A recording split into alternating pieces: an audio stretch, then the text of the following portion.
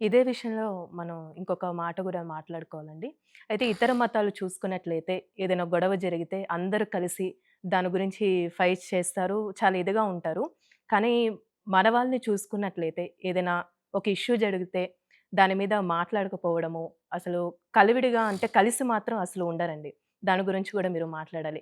ఎందుకంటే ఒక మొన్న ఈ మధ్య ఒక ఇన్సిడెంట్ జరిగింది. బంగ్లాదేశ్‌లో గూడా మీరు చూసే ఉంటారు.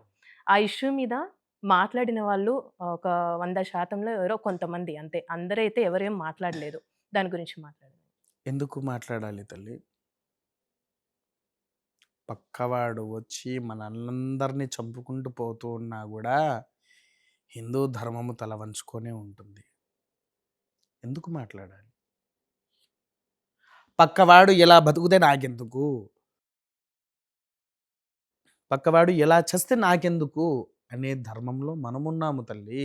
హ్మ్. అక్కడి వరకు ఎందుకు తల్లి? ఒక దేవాలయంలో అర్చకుడు పూజ చేసుకుంటూ ఉంటే, ఆ అర్చకుడిని గూడా ఒక వ్యక్తి నీవు చొక్కా తొడుక్కోవని జెప్పేసేసని ఒక పాట పాడిండు.